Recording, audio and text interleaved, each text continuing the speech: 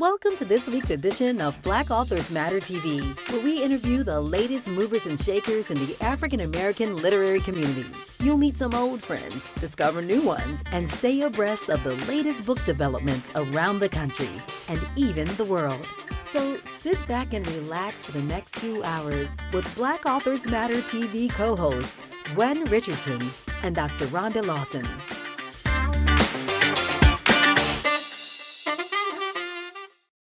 Good evening and welcome to Black Authors Matter TV. It is March 28th. The month is almost over and it's unbelievable. We were just saying before the show, it's almost Easter. I cannot believe it. It goes so fast. This year is just whipping by. Hi, I'm Gwen Richardson, your host for tonight, along with my co-host, Dr. Rhonda Lawson. Good evening, everyone. And we have an incredible lineup tonight, but I need to make one adjustment quickly. Uh-oh. I realized what I forgot. Rhonda, I told you I was going to realize what it was. I forgot my phone. So I need to have my phone. So anyway, we have an amazing lineup and some exciting things happening. There's a couple of announcements I want to make before our first guest comes on. And for the National Black Book Festival, if you're planning to attend as a registered author, early bird registration ends on Friday, March 31st at midnight. So after Friday, the price goes up and the terms are not as favorable in terms of the deposit is bigger and the price goes up. So if you want to— In other words, stop procrastinating. Yeah. You know you want to do this. So go ahead and sign go ahead and put your deposit down by Friday. Our Black Authors Matter TV Awards voting process has begun. The voting is very, very aggressive, and we've had over 1,000 ballots. Wow. So far. The voting ends Saturday at midnight. So next week's show, we'll be announcing the 5 finalists in the 15 categories that there are for this year. So if you haven't voted, go to blackauthors.mattertv.com and vote. And you can vote every day for your favorites. So do so to support your people. This is one of the processes that I really like because name ID doesn't necessarily give you an edge. If you have supporters that will vote for you, you can win in your category, even though the competition might have high name recognition. So it is really an exciting process. And when we have our award show, it's just like the Academy Awards or one of those. So we have, for our first guest, we have the best-selling author, Mary Monroe, who, and we're bringing her on right now. Mary, I met Mary years ago. I read her very first book. I believe it was her first book. Let me ask her when she comes on. I think I read her first book. I read quite a few of her books, and I'm not sure which one was the first. I think her first book was God Don't Like Ugly. Oh, I read that. So Mary, can you unmute your mic? Sorry. There you go. Yes, yes, wonderful. Welcome to Black Authors Matter TV. Welcome back. Always a delight. You know it. I was just saying you. It's always a delight to have you here. And you are such a prolific writer. You give me inspiration to keep writing. Because you whipped out 300-page books in 2 years. That's amazing. That is. No, I did 300-page books per year. Yeah, but Christmas books. You did, but then you had some other books in between there. Yeah, I had some Christmas novellas Right. Now, was your first book, God Don't Like Ugly? No, my first book was The Upper Room. A lot of people think that because that's the one that Okay. I'm most familiar with, but it was The Upper Room. Okay, because I read God Don't Like Ugly first. Okay. And then I went back and read The Upper Room. Okay. That's what it was. And that what my introduction to you and your work was God Don't Like Ugly. Yeah. Well, that's where a lot of people started because there were so many years between the two that people thought this was my first book ever. Oh, okay. Yeah, but I got that one published and it took 15 years to get another contract. And so when I got with a new publisher, they bought the rights to The Upper Room and reprinted it. Oh, wow. Like it was my second book. Okay, so I think I might have asked you this before, but how do you keep inspired? How do you keep motivated? How do you keep wanting to keep moving forward when it took 15 years to get? Because the thing is, so I was literally born to be a writer. You know, I lived in a house with people and all they wanted to do was collect welfare and sit on the porch. And that wasn't for me. And I knew that the only way I was going to break that mold or to do what I really wanted to do was to pursue it. And as hard as it was, I kept telling myself, well, if I stop trying, then I'm gonna be sitting on the porch with everybody, my relatives, and waiting on a check every month. And that was not the life I wanted. And then I had so many people around me who gave me so much material to work with. And when you got a head full of ideas, you got to put them down on paper. So that's my inspiration. Well, before we go further into the interview, I wanted to thank you and let the people know that Mary's new book, her final book in the series, Love, Honor, Betray, just came out today. Today is her release date. And Mary was so gracious to send us 8 copies that are autographed of the book, hardcover. Yes, every so year. What we're going to do is we're going to give away 4 books this week, and then next week we're going to give away the other 4. So I want to do the trivia questions on the front of the interview because she might give you the answers during the course of the interview. You know, we want to she doesn't know what the questions are, but during the course of the conversation, she might reveal the answers, and we want you to have to look it up before that. So those of you who are on here, and some of you, the ones who are on the Win Books Every Week, this is your chance to win. This is the hardcover. This is not an ARC. This is the book. And thank you so much, Mary. She gave me my own personally autographed book. So yes, mine too. So, okay, so these are our trivia questions that we're going to be asking. So everybody pay attention. They're not hard, but you have to look them up. The first one is, for love, well, this is about the whole series because nobody's really read the book unless they had a review copy. But this is about the series, so you don't have to have read the book to answer these. Number 1, what is the name of the Alabama town that is the setting for this 3-book series? So this is a 3-book series, and this Love, Honor, Betray was the final one. And the other 2, the first one was Mrs. Wiggins. Wasn't that the name of it? Yes. And then the second one, you have to refresh my memory. Empty Vows. Empty Vows. Okay, I read them all. So, but I couldn't remember the middle one. So, what is the name of the Alabama town where the series takes place? That's question number 1. Question number 2. The Wiggins couple is at the center of this series. What are their first names?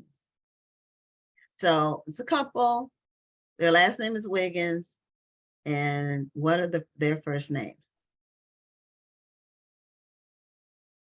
Question number 3.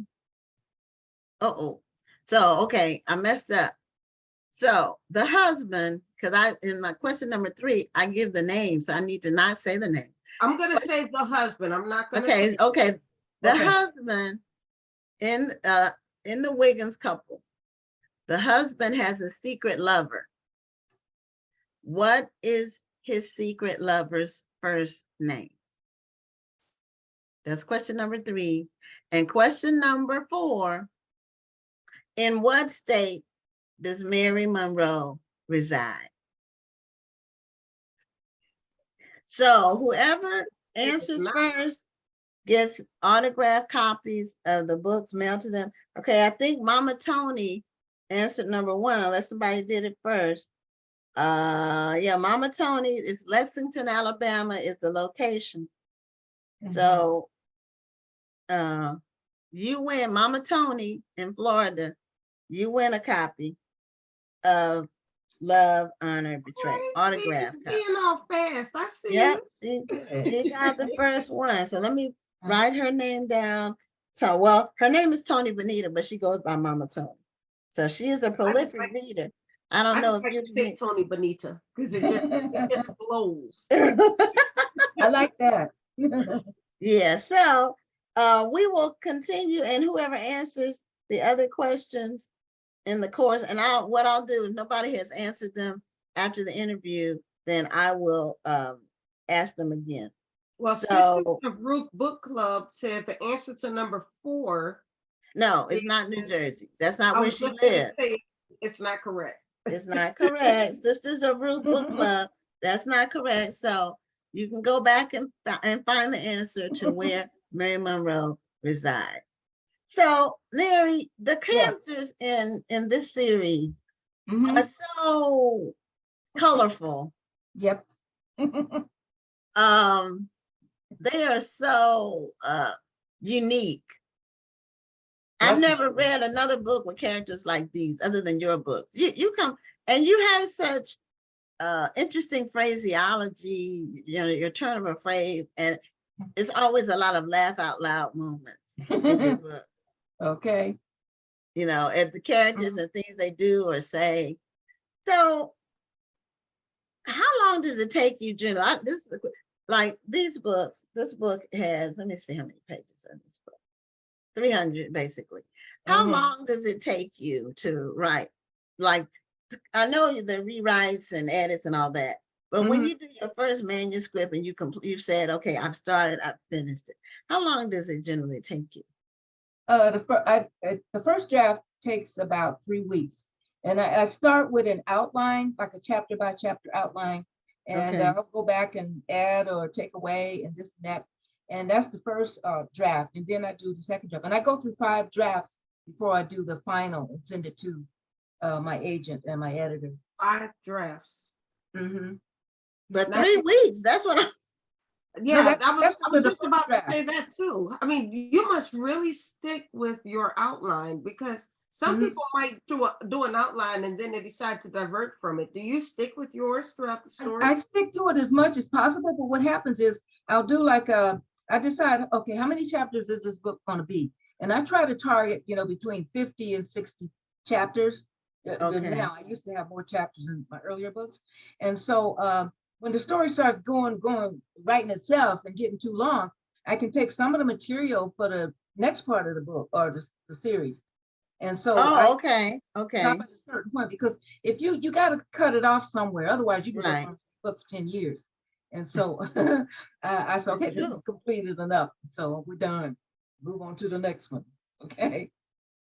Okay. Well, in the course of let's see, we did have an answer. I don't know who did it first. Either Gwen Hayes or Deborah Thompson got the California, Oakland, California. Gwen Hayes. I think hers came up first. Gwen Hayes, and then Tony Benita. Since you already got one book, we're gonna let somebody else win.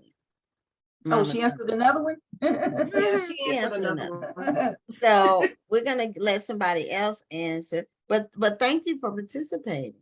Thank you. Yeah.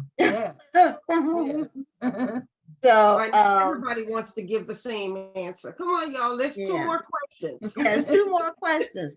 It's the husband's secret lover and the first and last name for the Wiggins couple. So those 2 still need to be answered.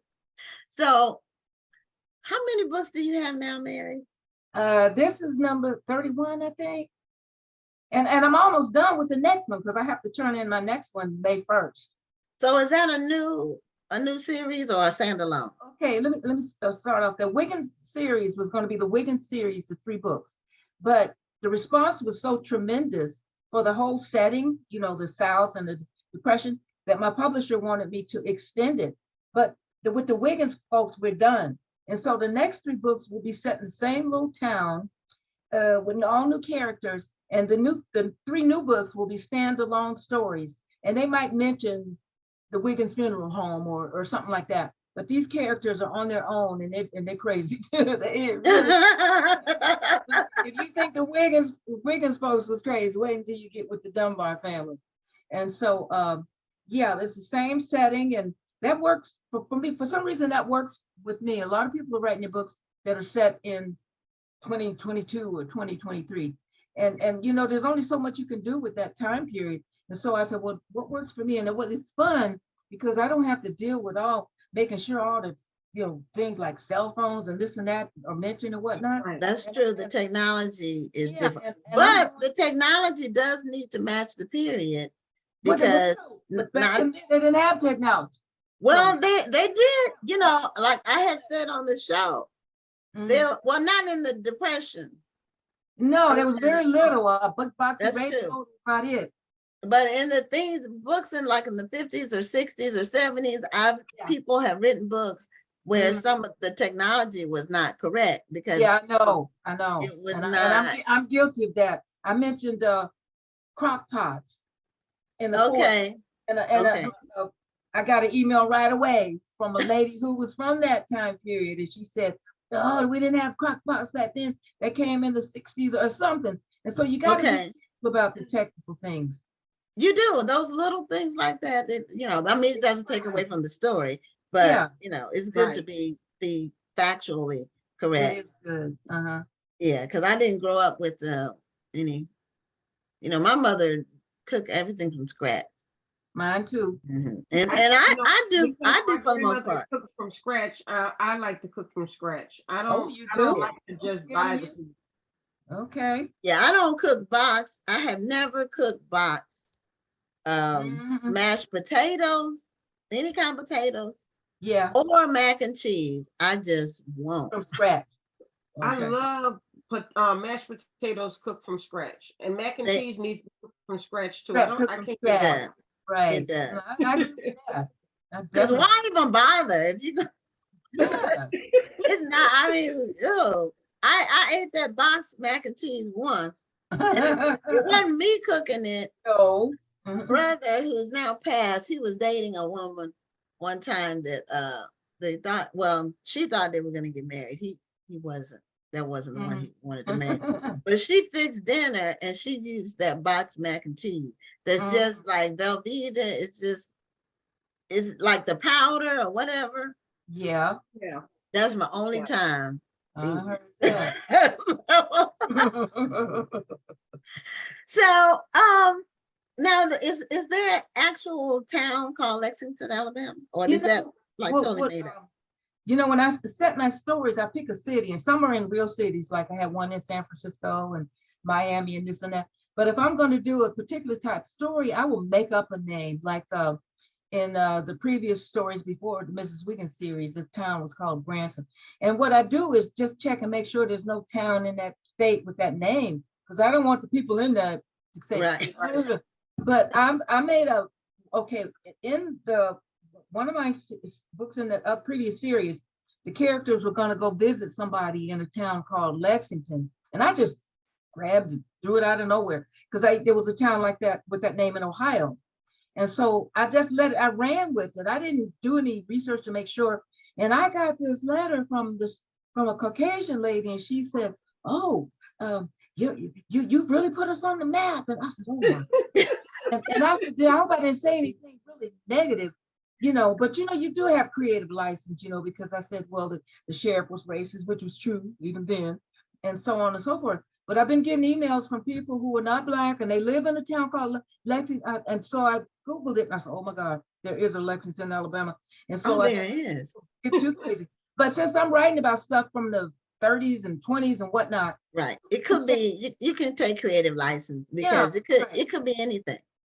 But Right. But if you do, if you ever write about Texas, there are so many towns in Texas, like every town that there's ever been named has a town in Texas, and some that you would never consider, like there's a cut and shoot what? Texas. Cut and shoot Texas. No way. Yeah, there is a cut and shoot Texas. But there, you know, there's a Rome, Texas, Paris, Texas. Yeah, I've heard of Cleveland, those. Texas. Yeah, there's a Paris, Texas. Like every big city, there's an Atlanta, Texas. I didn't know that. Yeah, I passed through some of these on road trips, you know, going somewhere else.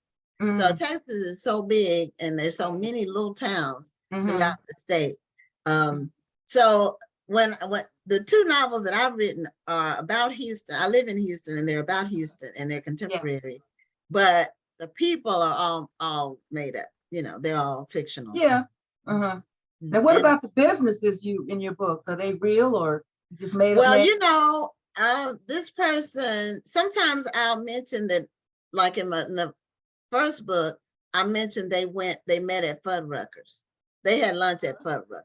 Yeah, they have those all over. They have those out here. They have it everywhere. So, I did mention a town in the sequel.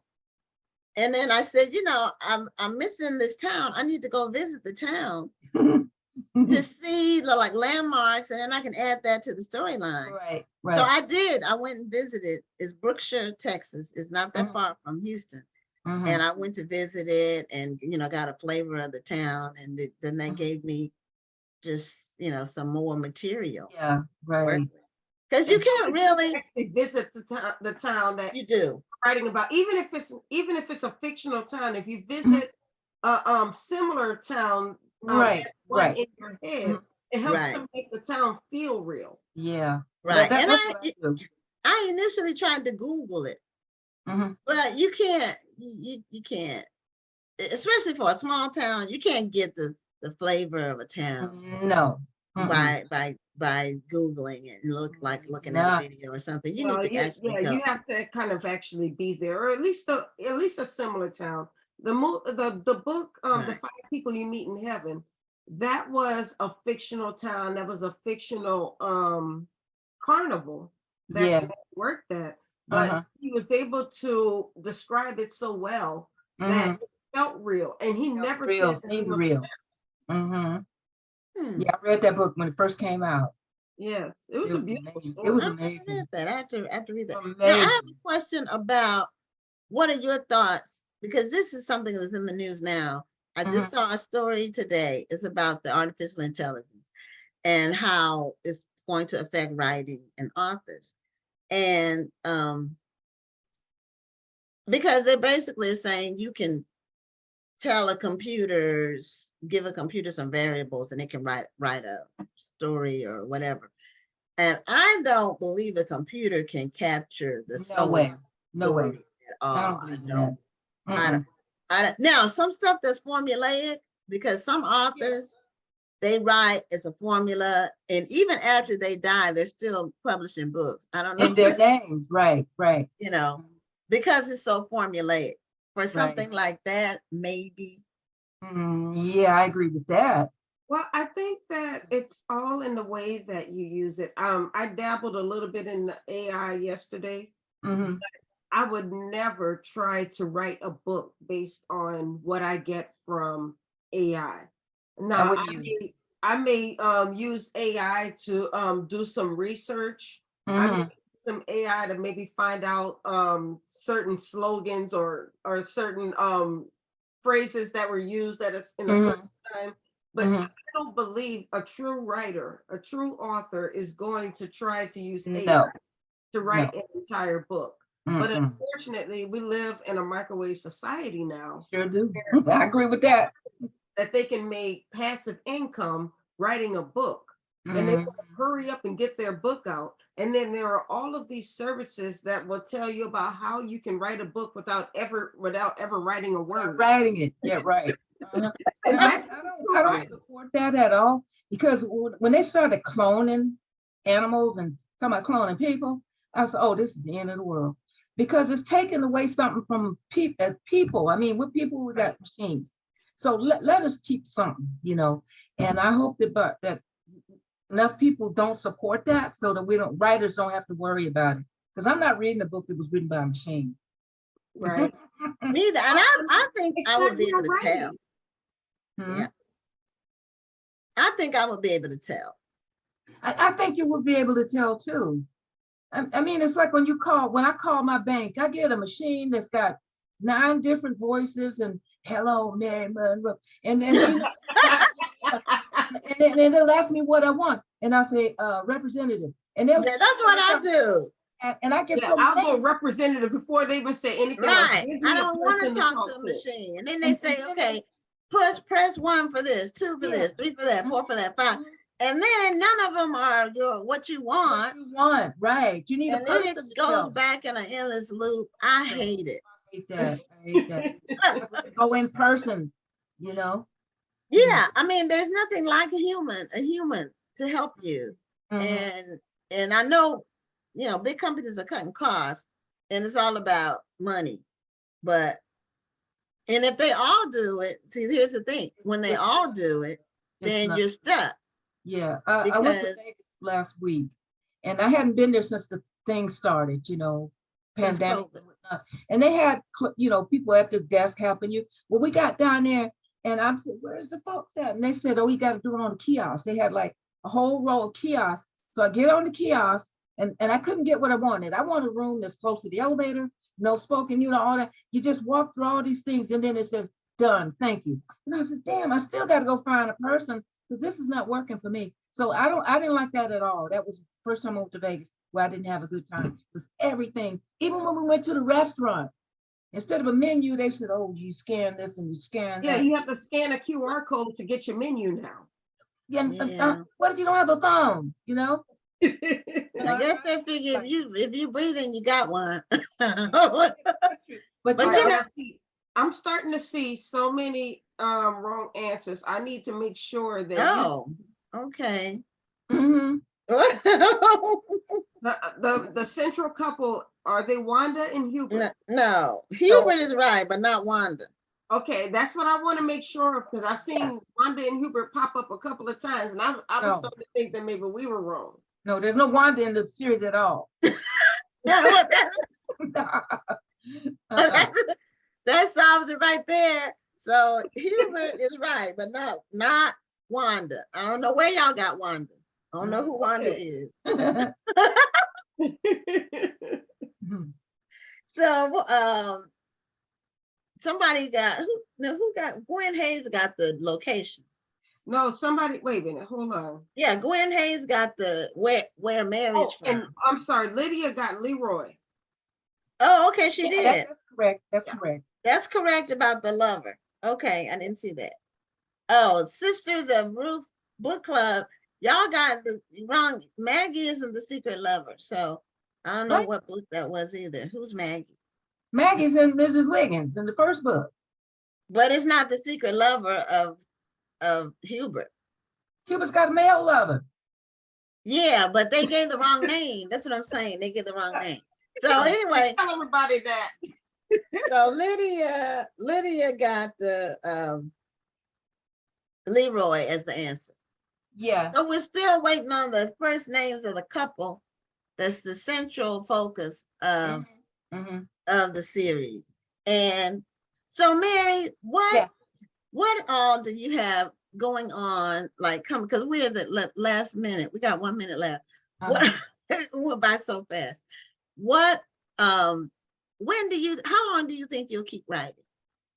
As long as I keep offering me a contract. Every time I think about, you know, because I've been writing nonstop publishing since the 2020 is when I got on Like Ugly.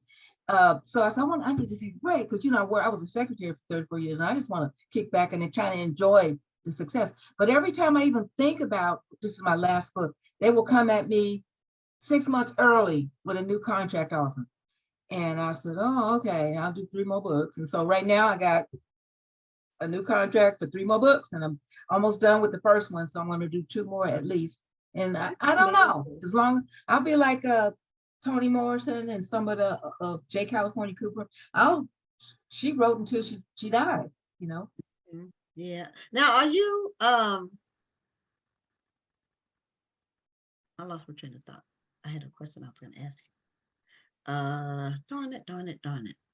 Oh, do you write full time? If you call 12 hours a day full time, yes. That's full time. Yeah, I was finally able to leave my day job in 2008. And since then, I've been able to support myself, you know, as a full-time writer. So that's full-time to me could mean I could write 3 hours today, 1 hour tomorrow, 12 hours the next day. But to me, that's full-time. Right. Well, if you can make a living, you know, yeah, your bills are paid and you have extra money for extra stuff that you want to do, and you know, for retirement, put money aside or whatever. I think your writing is just so unique. It's so different from anybody else's. Thank you. And it's your character development that makes it that way. Yeah, you have characters that people care about, and that's the magic, I believe, of writing. And you make characters that people think about even when they're not reading the book. When they're not reading. And yeah, you know, I tried even with the bad characters like Mama Ruby. You know, there were people who were telling me, oh, every time she killed somebody, I cheered, you know, because they had it coming.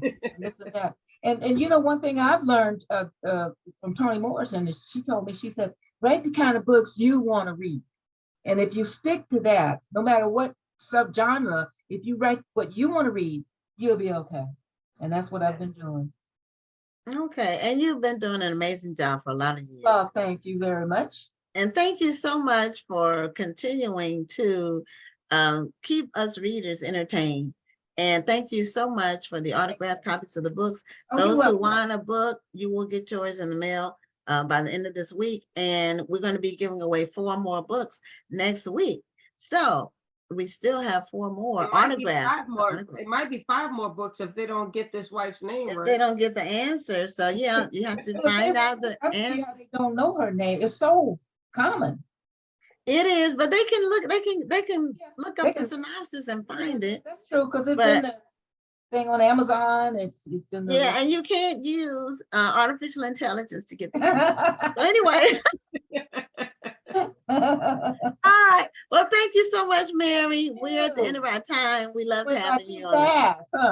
And continue writing. I can't wait to dig into this book. Okay. And thank you so much. Thank you. Y'all have a nice evening. Bye-bye. Thank you. It's great seeing you again. Okay. Okay, that was Mary Monroe. And do we have anybody that's won the final book? No. Not yet. Okay, well, no, it's not Maggie. Where did they get Maggie from? Anyway, we have our next guest. And I'm gonna go off camera for a quick second and I'll be right back. Okay, all right. That's great. Okay. So our next guest is, as you all know, we have bookstores on the show, bookstore owners on the show from time to time, somewhat frequently, because we want to make sure that people know about and can support independent bookstores. So, because we need them in our communities.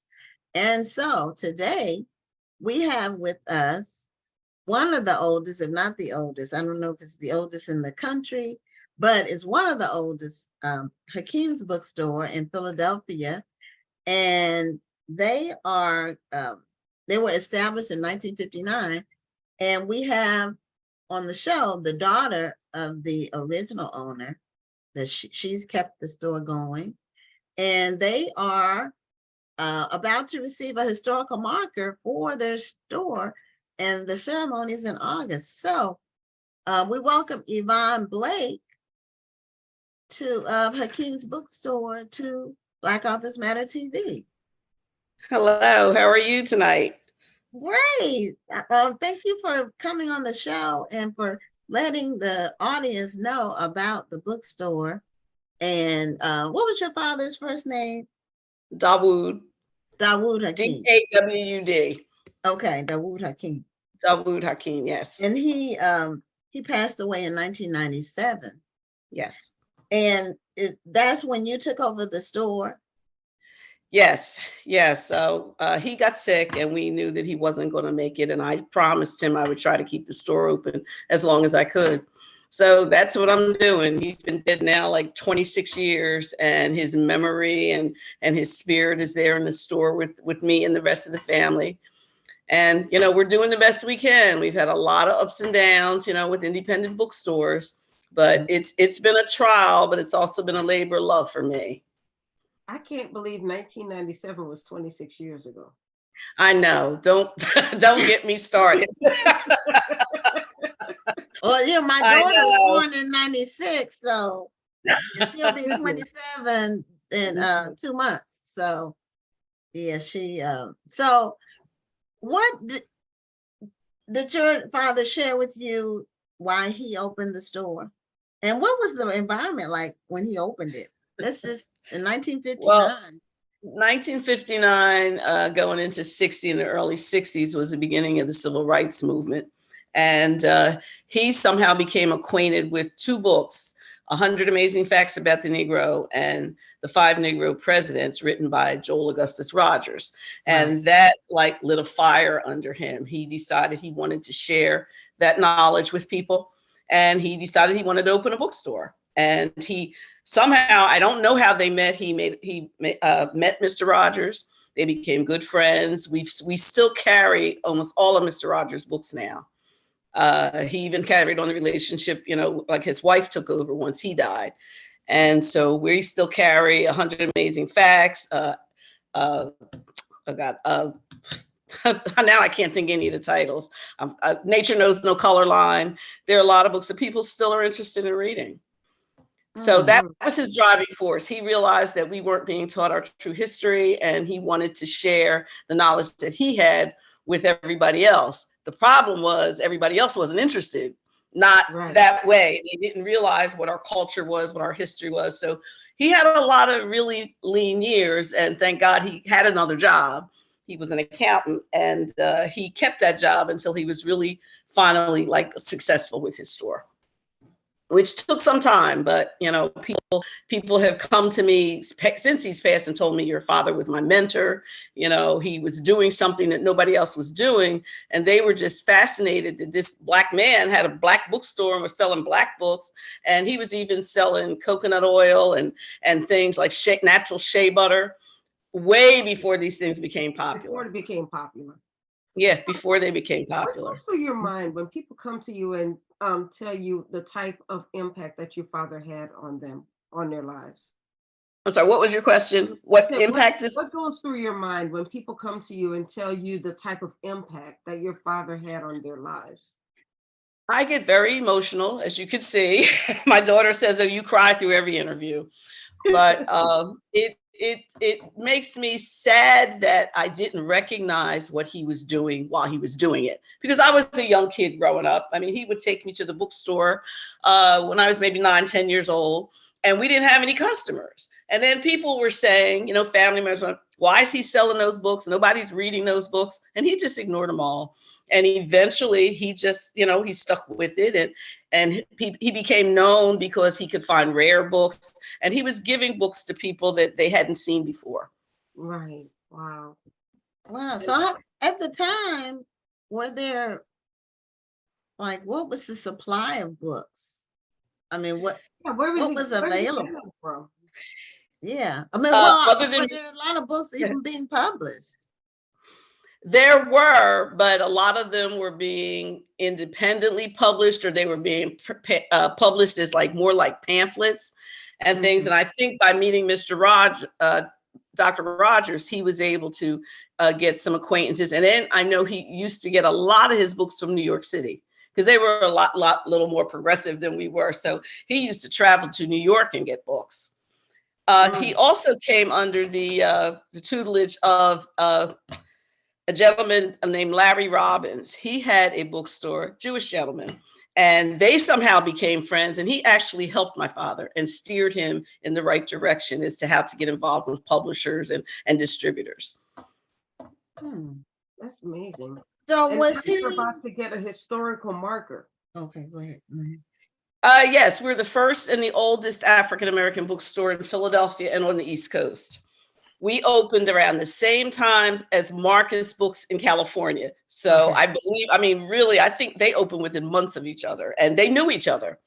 They knew each other because my daughter tells me she used to remember talking to Mr. Marcus on the phone, like they would order books from each other and share information.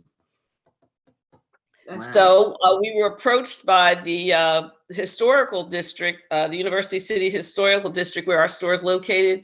We've been in the same location at least 55 years in the building we're in now.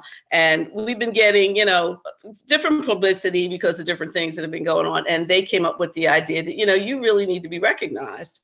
So they spearheaded a letter writing campaign. They dug out a lot of old history. They even dug out the history, which I became aware of after my father died, about the FBI. My father's store came under surveillance by the FBI because they tried to say that we were, you know, he was selling subversive material and they wanted to know what was going on in this Black bookstore. And my father, like they tell me, he used to laugh because he would see them standing across the street from the store taking pictures. I didn't know any of this until after he died because those files are now public. They are now public. You can look them up online. I think it's the FBI's assault on African-American bookstores. His wasn't the only one. That's kind of like the witch hunts. That was the reason that the Salem witch trials was actually written. I can't remember the name of the book, but it was about the Salem witch trials. And the reason it was written was because there was actually a witch hunt going on during that time in the 50s and 60s, where they were trying to accuse all of these people of being communists and and so or subversive. Yes, subversive. And so unfortunately, Black bookstores became a part of that. You know, they were being watched as well. So he withstood all of that. I don't know how he did it because having run that store, at the time that he passed, I had a full-time job. So I was working in the store. My daughter was working in the store when she got out of college. And, I didn't really know a whole lot about the book business because I was in a whole nother field. And it pains me now that I went and worked somewhere else, but yet my father had a bookstore, that was up and coming. But I didn't realize the significance of that as a young person. So was he able to do it full time? Was he able to? Oh yes, after he finally, the location we're in now, when he was able to get that location, actually he had 2 locations, and he was able to close one, keep this one open, and then he quit his job. He quit his job and was able to, do what he was doing. But he was also doing other things. He did income taxes for people. That was a booming business. And he got involved with real estate. He was really an entrepreneur. So he knew, but the main thing was selling the books. And, I'm just proud to say at the time of his death, he also had a store in Atlanta, Georgia, which we thought was like, I said, like, who opens stores so far away? Like, are you planning to commute? I was just about to say, you open a second location so far away. How did he go back and forth? How did he balance that? Well, he had people working in the store here and he had people working in the store there. And he was like, he got people to do stuff, he trained them. And he was the one that was always out in the street, like going to New York. He took my daughter to New York with him to purchase books. Oh, he was selling incense. He was just selling everything that's being sold now, but he was selling it in the 60s and the 70s. Well, the fact that he was an accountant most likely helped him a lot because he understood the importance of a bottom line. Yes, he did. A lot of times entrepreneurs get caught up. I mean, I'm an entrepreneur and so I can recognize it. Sometimes entrepreneurs can get caught up in their vision.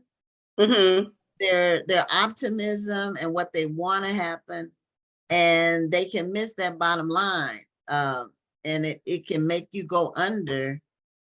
I just was blessed in that I recognized it before in enough time, but a lot of times entrepreneurs are very optimistic people and they have to be. Yeah, but see, you can't be pessimistic and be an entrepreneur. I don't know how. I know. Remember, he had a family to take care of. So, he couldn't just up and quit and open a store. So he made sure he was pretty stable. before he was able to do that. And then he enlisted family members, to help. The young lady that helps me in the store now, she worked with my dad since she was 13. She's 1 year younger than me. And I'm not going to tell you how old I am. I'm just old with gray hair. Now, someone just, I'm reading some of the comments from the people who are viewers. One person said that they just rode past your store on the south side of 52nd Street. Yes. They just rode past. So they just rode past it. They just rode past it. Yeah, just rode past it. We're closed. Yeah. But so they just wrote, and then somebody asked what was the name of the bookstore. So, and that's one of our regular viewers, Lydia. It's called Hakim's Bookstore. Hakim's Bookstore. Hakim. Renita came right behind her and answered her. Oh, okay. That was the one that said she just rode past it. So. Oh, okay. So once you took over the store, what challenges did you have? And then I know you had a legacy that at least you had an ongoing concern that you weren't having to start from scratch, but what were some of the challenges? But I literally didn't know that much about the business. When I worked with my dad, all I did was like ring up the cash register. I mean, and throughout the course of he did teach us the value of money, how to save, how to count. I go into stores now and I'm freaked out that these kids can't count. If the register doesn't tell them how much change to give you, they don't know. They are lost. I cannot change in people's hands and they look. Say it again. I said if the price is $50.45. Oh God. And the customer gives them $55.45. I know. I know. Been there. My father would have a fit if I did that. Yeah. When I do that, I tell them how much they're supposed to give me back. That's what to make it easy for both of us. Good. Yeah, so the challenge was trying to balance my job plus, just keeping the store going. And thank God I had a job because we had some very lean years because I couldn't be there all the time. And we were down to being open only on Saturdays. And the bills still had to be paid. So I was able to support the store through my job. I paid the bills out of my pocket. I took out a home equity loan on my house, just to keep things going. And the more I actually retired in 2013. And that's when I was able to concentrate a little more fully on the store, except that my mother got sick and I had to move her into my house and take care of her. So I still had to get other people to help me. Unfortunately, she passed in 2016. And that's when I was finally able to figure out what I needed to do. The problem then was that we were still doing business like my dad was doing business in the 60s and the 70s. And times had changed. I mean, when he died, he wasn't even using a computer. He didn't have a cell phone. So one of the local newspapers got a hold of the story that we were thinking of closing because I finally had just had it. I couldn't continue to support the store. And the response was just really, really wonderful. And that's when people started coming in and telling me about my dad. And one of the things my dad did was he started prison mail order. And I still have people that were formerly incarcerated come in and tell me, your father saved my life.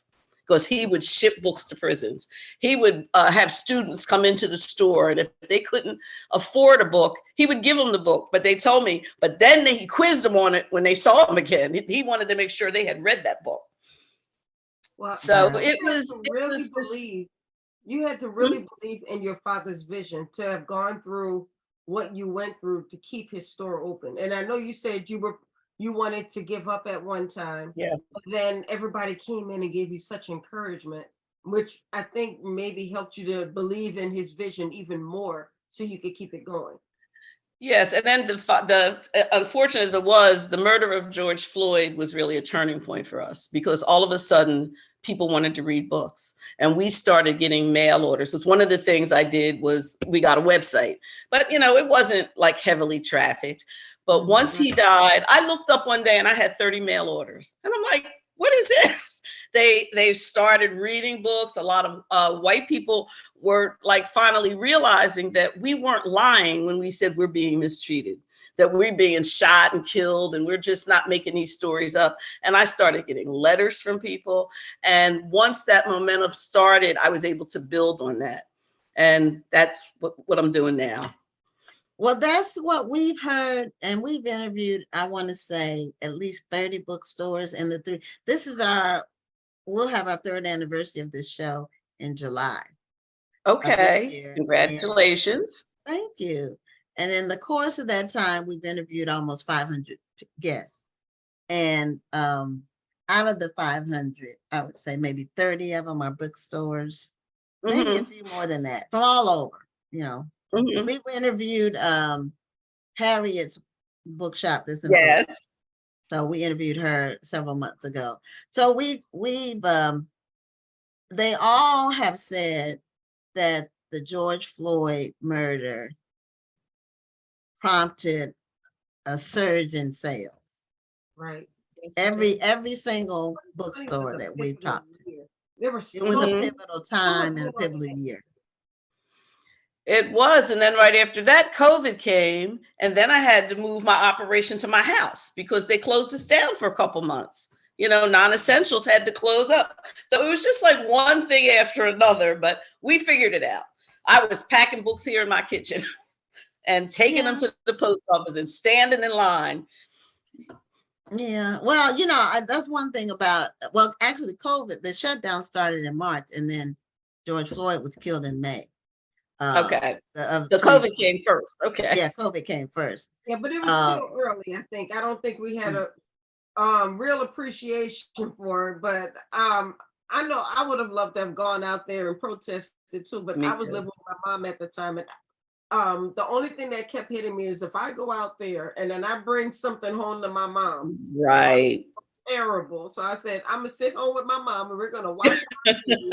And we watched the protests on TV. We watched them pull down the monuments in New Orleans on TV. Yes. I mean, that was such a pivotal year. My mom turned 70 that year. We did a drive-by birthday party for her. You know, we had everybody just drive by. Oh, that's nice.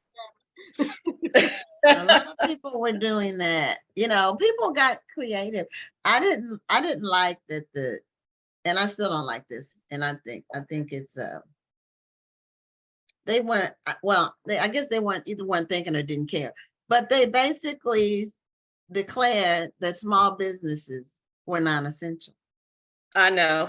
when they are essential to the economy.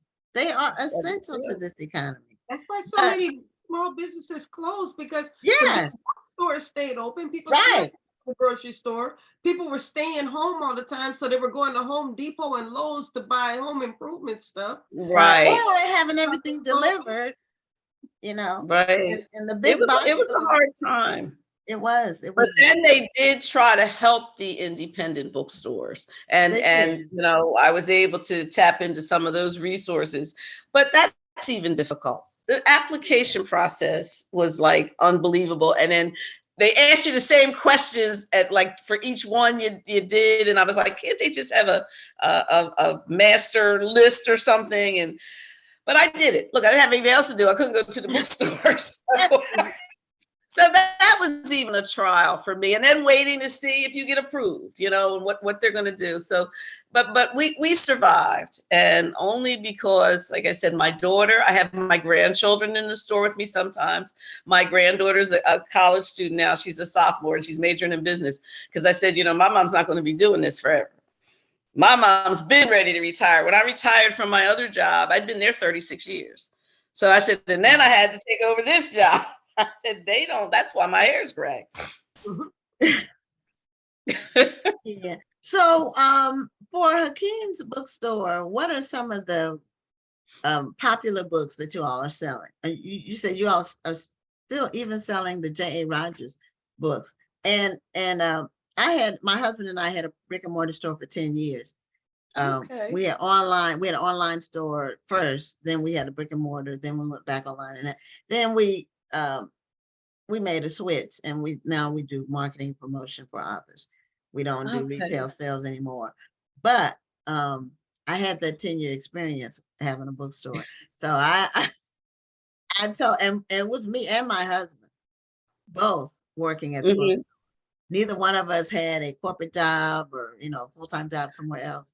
It was the Okay. family, the whole family pitched in. Mhm. And his sons, and with my stepsons, they were children. I had them work, because I believe, I grew up with my dad was a pastor, but there were a lot of operations at the church, and Mhm. we all worked at the church, so we got to see firsthand what it takes to make an operation work, and the family has to pitch in.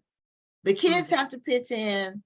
Everybody, everybody has to be all hands on deck, so you can keep the money in the family. Mhm. Because if That's you have right. to hire other people, that money is going out the door, and instead of to the family. So that's just something, when you have a family owned operation, that you have to think about. And you work a lot of hours.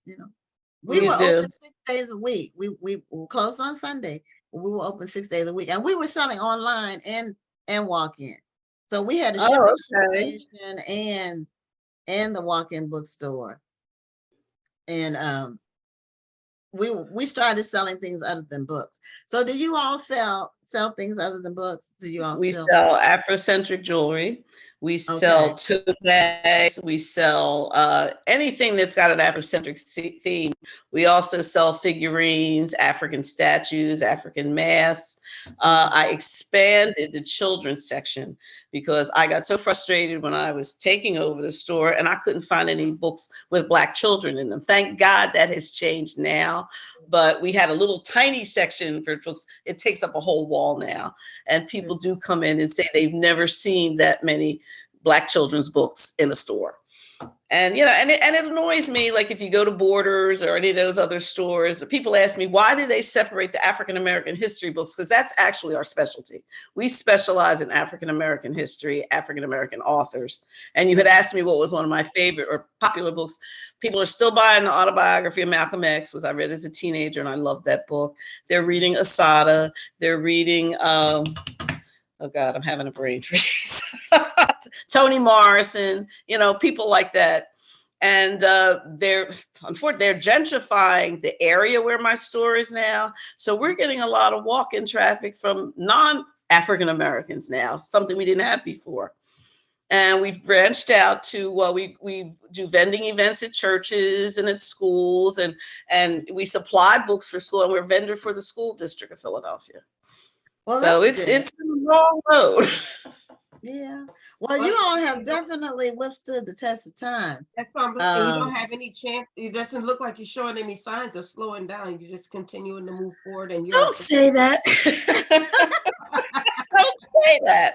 I keep telling myself somebody's going to take this over for me. We definitely plan to keep it in the family. My father would turn over his grave if I, turned it over to somebody else, but we intend to keep it as a family-owned and operated bookstore. Wonderful. Yes, please keep doing that. Now I know we're about to close down this part of the interview, but Lydia did ask if your father had written a book himself. He wrote a book called Arabic and African Names that I think I only got one copy left. And he also did the ABCs of Health coloring book. But other than that, he didn't write any series. He wrote those 2 books. Okay. Oh, okay. Do you still have those books? And I still have those coloring books. And I'm really Okay. thinking of republishing the Arabic and African Names book. Wonderful. Okay. And then the last question is, Bernita wanted to know if there was a location prior to the 52nd Street location. The original location was 52nd and Walnut. The second location was the 200 block of South 60th Street, and then the location we're in now. Oh, so you went back. Which is at 210 South 52nd. Okay, so you went back to 52nd Street. He was around the corner in a real tiny little closet-like place. We have a much larger store now. Okay, and that same you've been in that same location ever since? About 55 years, yes. Wonderful. Wow, that's a long time. Bernita Francine, the one who said she just passed by, she said she was a regular at the store from 1984 until about Okay. 2012. Okay, She's so she was there regular. when my dad was there. Right. So that's, I think that's congratulations on getting that historical marker. That is an amazing accomplishment and something that will let people know that bookstores for us have been around a long, long time. It's not just something new. It's not something just Right. happened. They have been around a long time. Well, Yvonne, see, I told you it wasn't going to be, you were concerned about it. I told you it was going to be just a conversation. It was. Thank you so much. I get so nervous. And I do just want to say the celebration and the dedication is August the 12th. And we're planning, so we're trying to get the street closed down for a portion of the day. And I'm going to give my dad a party. I told Gwen I might have to slide on up there. I'm only about a couple hours away from you. I live in the DC area. I can take a train ride. Oh, okay. Yeah, but you're a lot farther away, right? You're in Texas. Yeah, I'm in Texas. Yeah, so Gwen is in Texas. So I'm in Texas. I'm in the I'm DC a long way.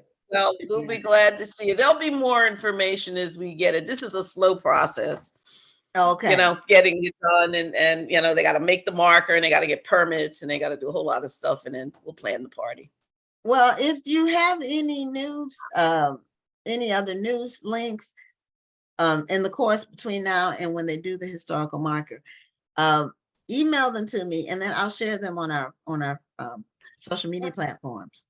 Okay. And you can go to our website. We try to post stuff on there also, which is HakeemsBookstore.com. And we have an Instagram page at Hakeem's Bookstore. Okay. All right. Thank you so much for having me. I just wish my dad were here. Well, we would love to have met him, but he's left a legacy. Well, thank you so much. Okay. Thank you. Have a great evening. You have a great evening too. Bye-bye. Bye-bye. Okay. That was Yvonne Blake of Hakeem's Bookstore and one of the oldest Black bookstores in the nation. Started in 1959. That's amazing. That it takes real determination to keep something. Can you imagine what it took for him to open a bookstore back then? Or he had in that time, and then all he went through, the FBI watching him. Right. He had to be really committed.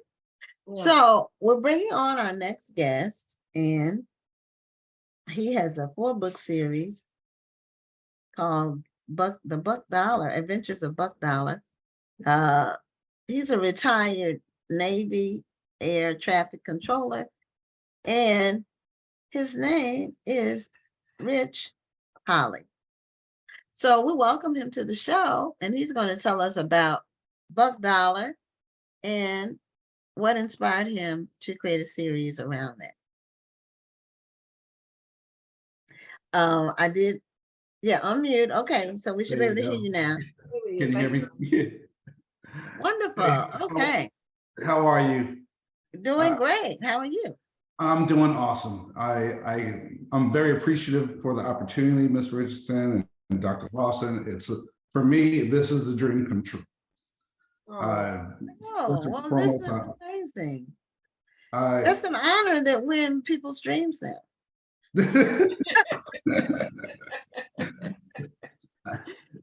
It's one of those for me, it's a surreal moment because I've only had this book out for about 2 months now. It came out the first week in January.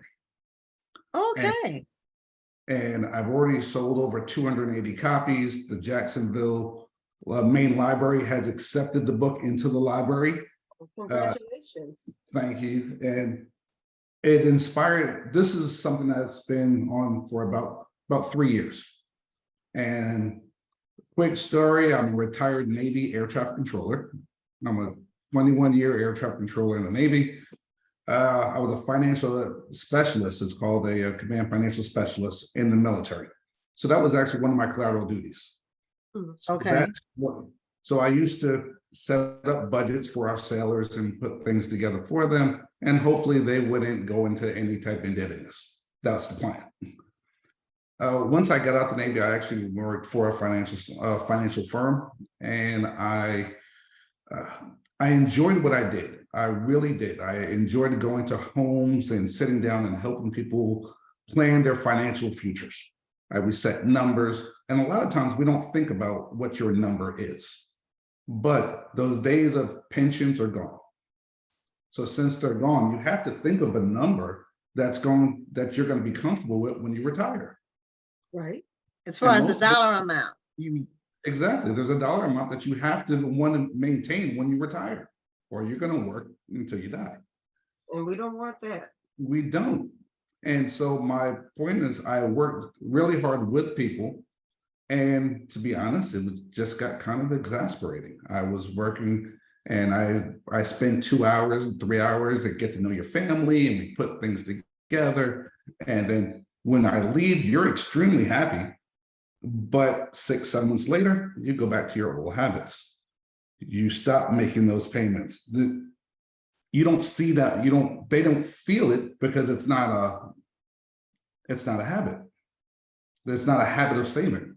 So if you don't have a habit of saving, it sounds good the first time you do it, and the first couple of months, and you put money away, you're looking in the bank, and then all of a sudden a birthday comes, Christmas comes, something comes that you think may be more important, but it's really not. And so with that being said, I came up with, Can I Have a Dollar? It's the Adventures of Buck Dollar. It's a children's book that's geared to kindergarten to 3rd grade, teaching our kids the value of saving money at a young age. Because once you create a habit in a child, the goal is they will continue with that habit and have a better financial future. And that's really why I started this, so that we can have a better financial future, because our kids, the kids are our future. And so we want them not to keep asking us for money. Right. Why did you choose that age? I think you said 1st to 3rd grade. Yes, typically. Yeah. So why did you choose that age instead of maybe something like a 5th to an 8th grade, or maybe a 4th to a 7th grade? So the book is actually, it starts with that 1st to 3rd grade. And then the next book after that is Save My Buck. And that's geared to the 4th through 6th. Okay. And then it's Invest My Buck after that, and then Retire My Buck after that. So I started young. Right. It's a progression. And when you look at the website of buckdollar101.com, you'll actually see the books, and it's all on the website in that progression. So Rich actually gets older along with his friend Buck. So his friend now is Buck, and he learns how to save him. And that's the whole premise behind the Adventures of Buck Dollar. Toy Story was a great story about Andy and Woody. I took Rich and Buck because this is practical, and he learns practical experiences of learning how to save money, all the way from his adolescence, youth, adolescence to retirement. And that's this entire series. I can't stop smiling about it because I'm passionate about it, and I love teaching the kids. I went to a Lady Bird Academy, and I read the books to a VPK group of kids. The kids, 4 or 5 years old. At the end of the day, I set up my stand, I set up my table, and I did a book signing for the parents when they came in. But one kid didn't have the money. I guess his parents may not want the book, or they just didn't have the money to buy it. But what brought me most joy was that kid looked and said, "Dad, that's the book about money, and it teaches us how to save." I was done. I said, my job here is done. I had a 5-year-old kid understand what I was talking about. Yes. So I actually So I signed the book and I gave it to him. That one was free of charge, just because he understood. Yes. Well, children are like sponges, and that's what a lot of people fail to realize. They are not little adults. They are like sponges, and they soak up whatever you expose them to. And you can either teach them good habits and how to make good choices, or you can teach them bad habits and bad choices. And a lot of children are seeing their parents spend all their money, not save anything, borrow a lot of money, get in debt, use money for things that you have to have delayed gratification. You can't want everything right now.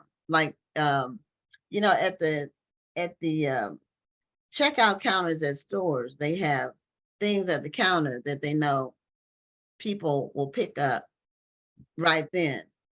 And impulse buying.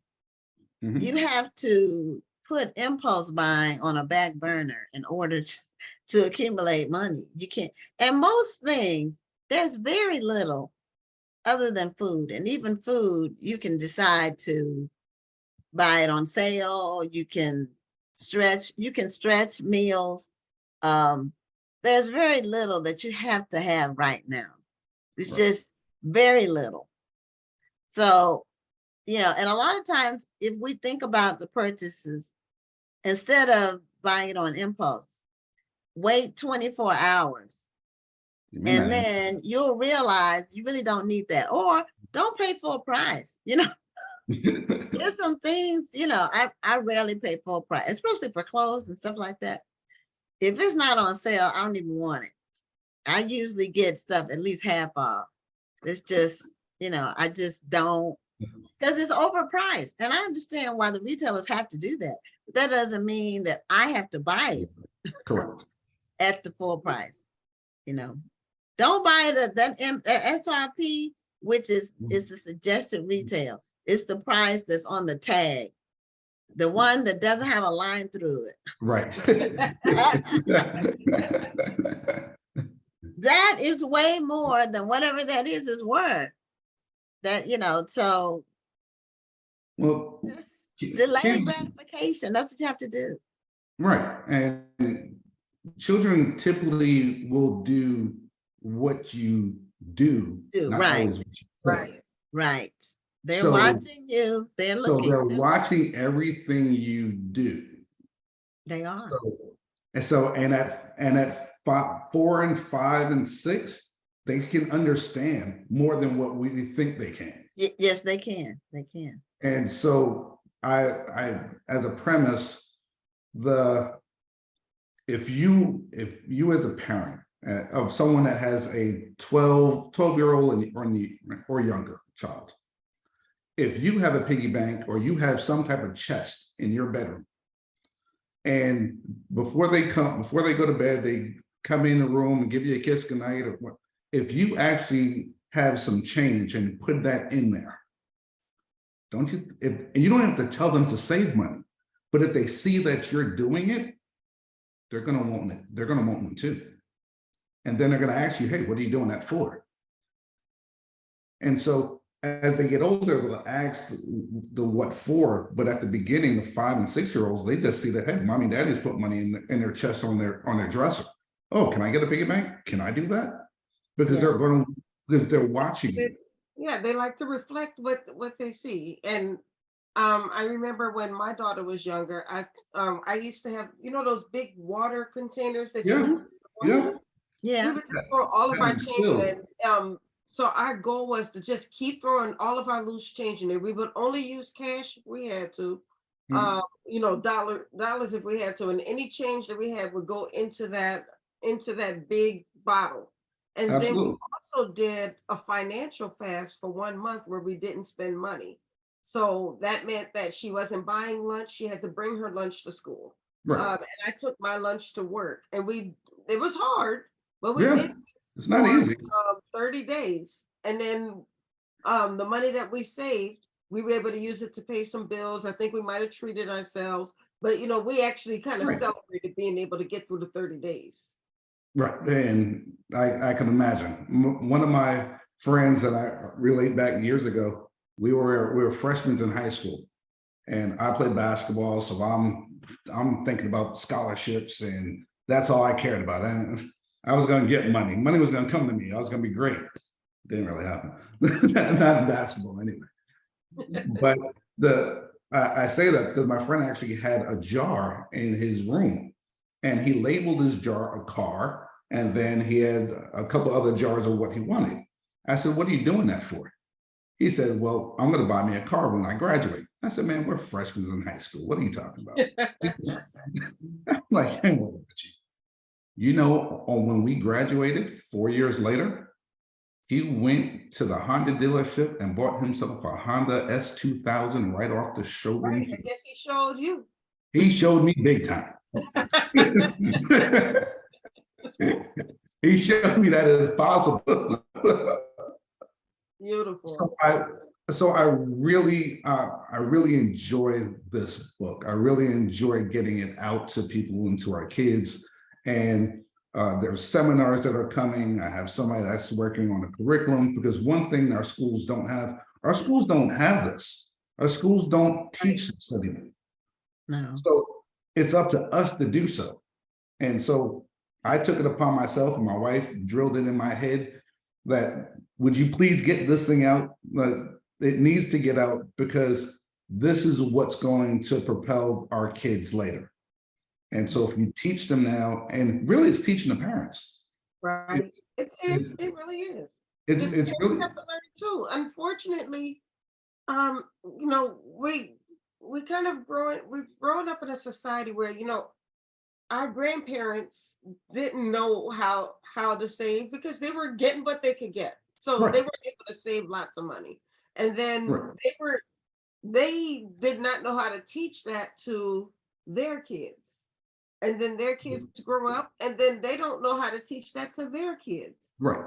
Now we're in a society where we celebrate wealth by any means necessary, basically. And sometimes what we're doing is, oh, I got money, and they want to throw it in the air and make it rain. They want to buy expensive cars and expensive homes, you know, because they want to look rich, but they don't really understand the value of not just looking rich, but actually building wealth.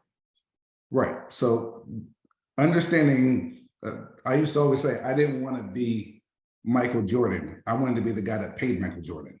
Yes. So it's not about being rich. Rich means so much to everybody. There's a different meaning for rich. It's you being comfortable, and you have your family, and that's rich. Mm-hmm. You have your health and you have your kids. But biblically, I always wanted to be able to provide wealth for my children's children. Right. Yep. That's what we're supposed to do. So that's what I'm doing. I'm working towards that. I'm not there yet, but I know I will be. Well, at least you have it as a goal too. You know, that's the thing. We can't reach something if we don't have the goal. And a lot of people, well, most people confuse wealth with visible trapping of influence, but that's not wealth. You know, Warren Buffett, who's one of the wealthiest people in the world, drives an old car. Absolutely. Yep. His car. So people who actually have real money, they don't wear all the bling and all of that because they don't need to. They don't have anything to prove to anybody. Their money is real, it's liquid, or it's in real estate or investments.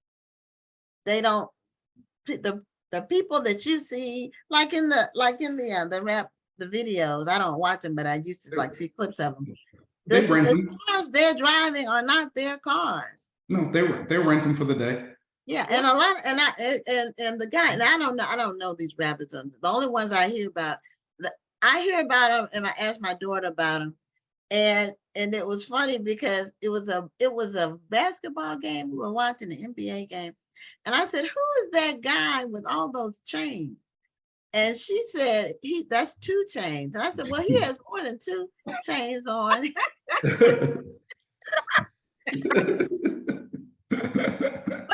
But everything, it's like all the money they have, or it's not even real, but they have to wear it all at the same time. And, that's just a way to get robbed, or, and that has happened. Of course. And well, the kids nowadays, there's influencers, everybody wants to get Right. Everybody wants to be quick. There's always something. Nobody really wants to work for anybody anymore because they think I can do it on my own. I'm like, well, guess what?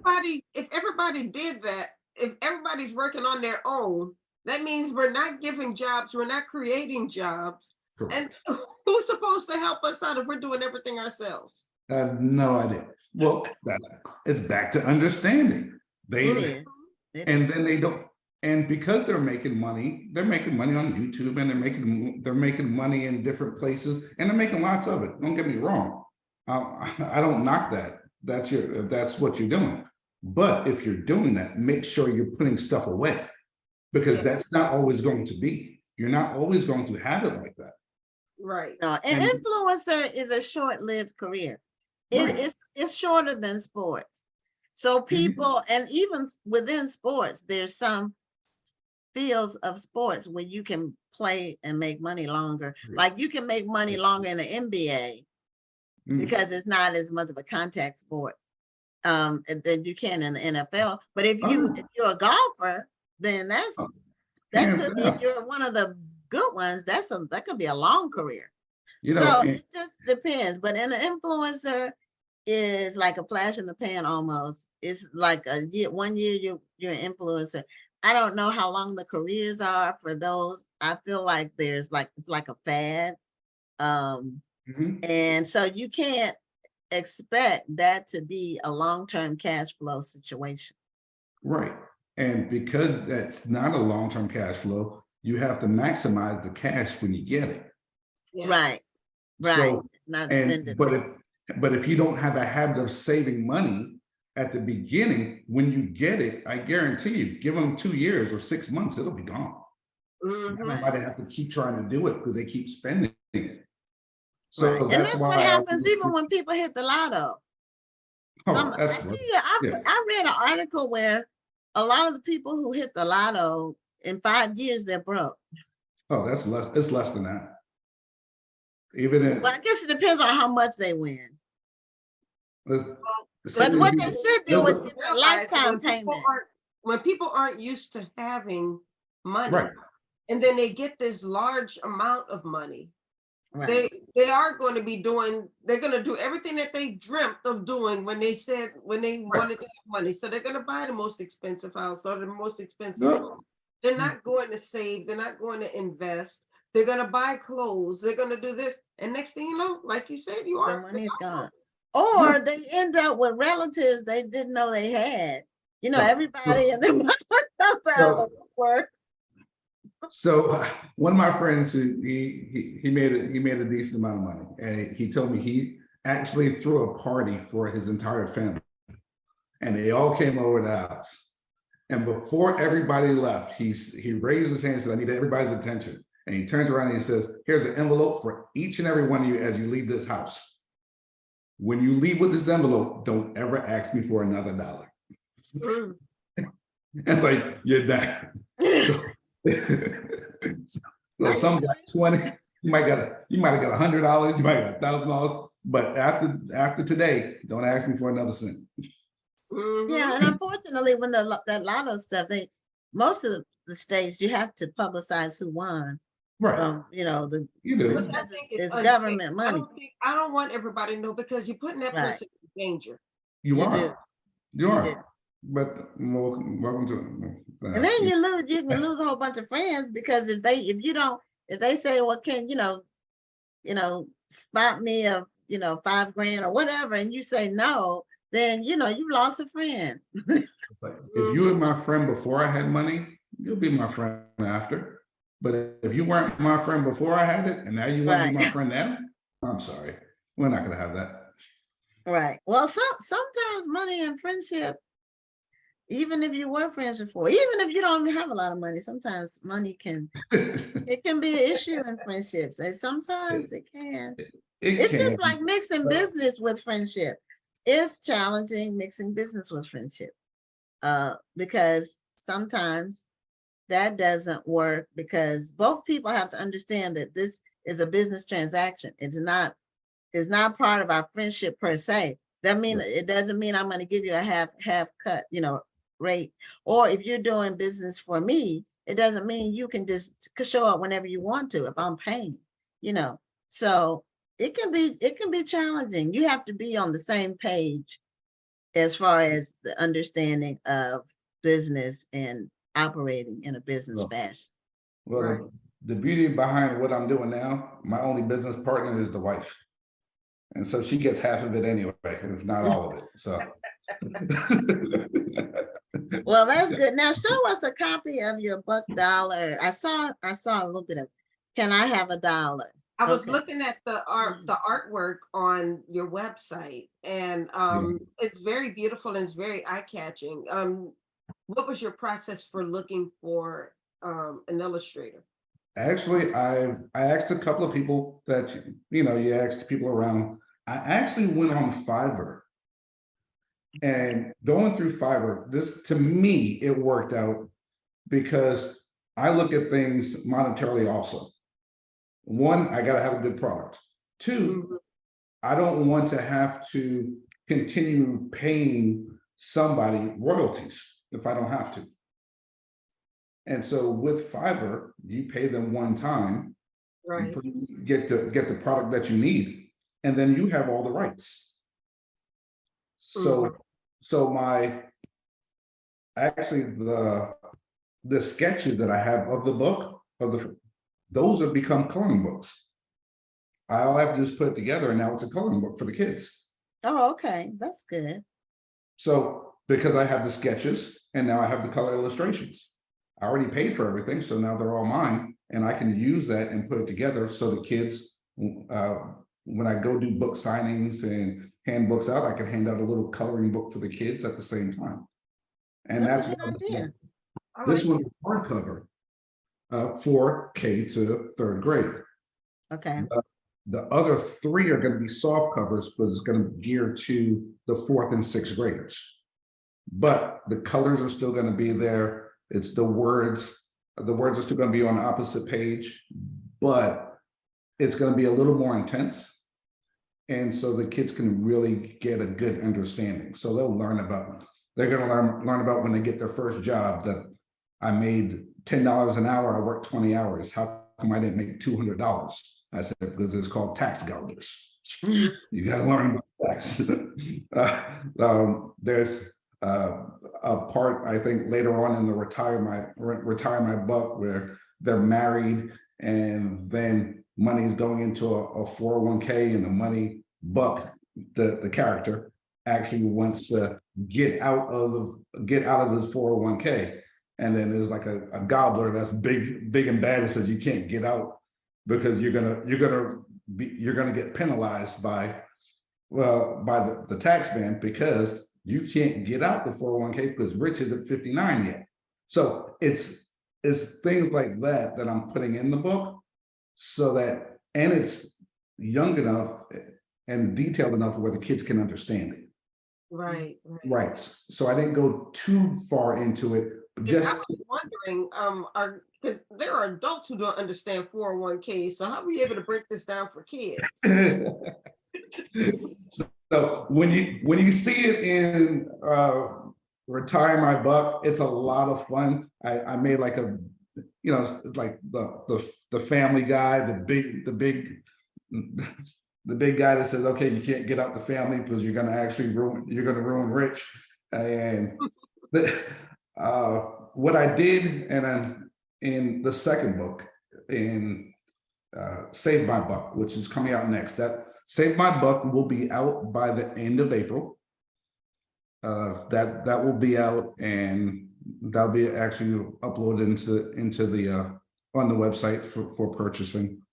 But the key is Buck actually comes alive in the next book, And then the nicknames of all the coins and the money are the names of the presidents that are on the money.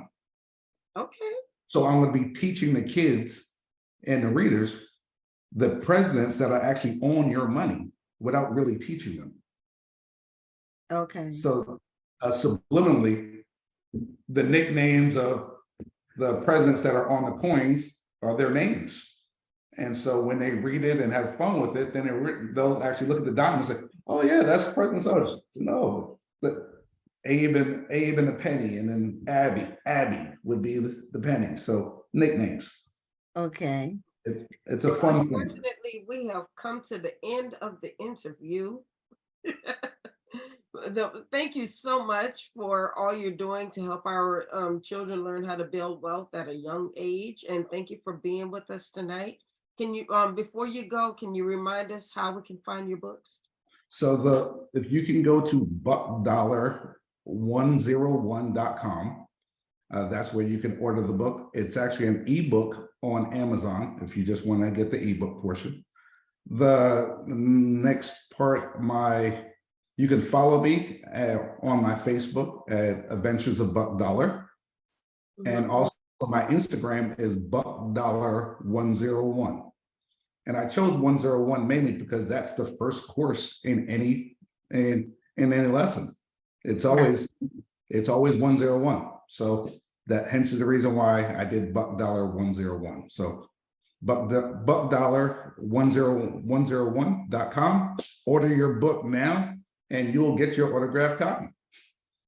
Well, all right. Okay. Well, Rich, thank you so much for being a guest on Black Authors Matter TV. Congratulations on your book series and for reaching our youth with an understanding of the value of a dollar and the importance of saving.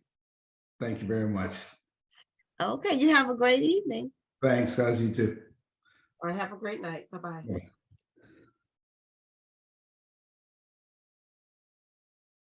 Okay, before we bring on our final guest, I do want to find out, did anyone win the final book? No, I didn't see anybody with the name. They can't understand this. Remember this lady name. I don't see anybody. Y'all coming up with all kinds of names, and none of them are correct. For the wife, for the wife and the couple, the Wiggins family, the couple name. Y'all got the husband's name, Hubert, but the wife's name, nobody's got it yet. And whoever gets it gets an autographed copy of the new installment by Mary Monroe. So our final guest, his name is Johnny Compton. And I want to thank my friend, Rhonda Jackson Garcia, for making me aware of a couple of guests we're going to have on upcoming shows that are writing in the horror genre. We don't really have, I think we've only had like one guest in that genre, and that was my friend, Rhonda Jackson Garcia. And that was like a year and a half ago. And so she told me there's all these Black writers writing in the horror genre. And I'm like, who are they? And she sent me a couple of names, and one of them is Johnny Compton.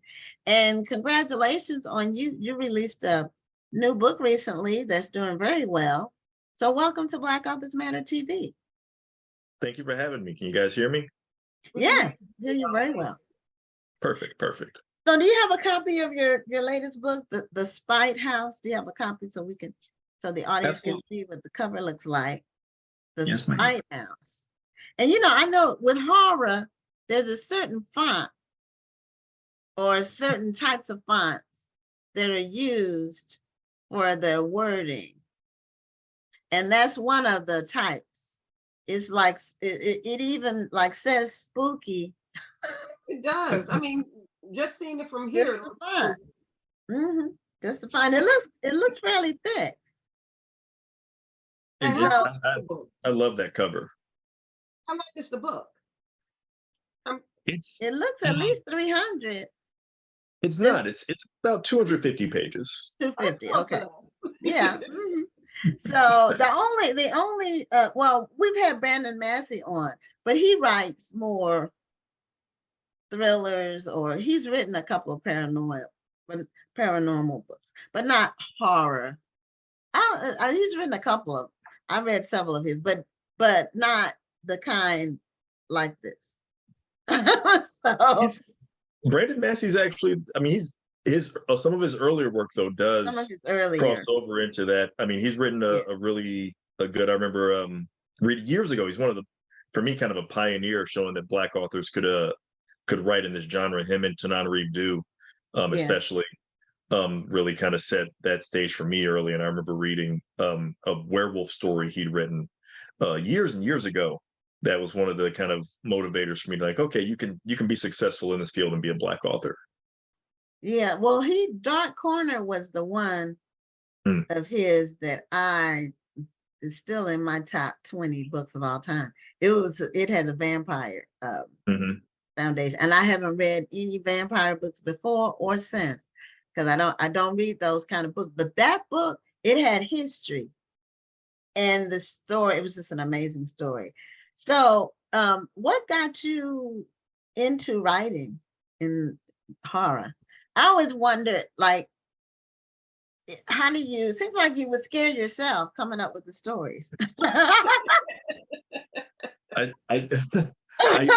could, I wish I could scare myself. I don't scare myself really, but a lot of stuff has scared me that I wrote when I was or that I read rather when I was a lot younger, and I was always into ghost stories. I was 5 years old in kindergarten class, and my teacher, Miss Nine R.I.P., played a record for the class that had the ghost story, The Golden Arm, which it's, if you've never heard it before, it's just about somebody, a grave robber steals something valuable, in this case a golden arm, from somebody's grave, and the ghost of that person who was robbed comes back and stalks the thief through the night. And it's just kind of a simple classic format for ghost stories. And I was, I'm sure they don't do this for kindergartners anymore, I hope but not. Seems like it would be giving your children nightmares, and then the parents have to be up all night with their kids. it definitely did. And my parents would definitely say that, nowadays it's paying off for me. So now they're like, okay, finally it's done some good. But for most of those years, they were just like, why are you so into this stuff? When I was obsessed with it. So I would go read ghost stories in the library, come home, read them some more. And then some books I would read scared me so much that I couldn't even keep the book in the house overnight. I would feel like the book itself, there's something wrong with it. So I would take it to the shed before the sun went down outside the house, keep it overnight in the shed. Amazing Then that wake you up were the next that day and go get the scared book of again. the books, and now Yeah, pretty much. So I mean, I wasn't learning my lesson, obviously. That's amazing, the things that we gravitate to as children. I know we used to watch my sister and I used to watch scary movies, and we would be in the room, and we would have like the covers like right at our eyes, and then when the scary part happened, we would pull the covers over our And but then you so still watch them. You keep watching them. yeah, we would keep watching them. So it's something it's now some of the stuff they have now that they call horror is not, it doesn't have enough subtlety. It doesn't have enough nuance for me. I don't need a lot of gore, just a lot of blood, and it's just too graphic. But tell us about the Spite House and what's it about. And don't give us any spoilers, but just give us a general idea. And then what made you write the book? What influenced you to write it? What made you come up with that story?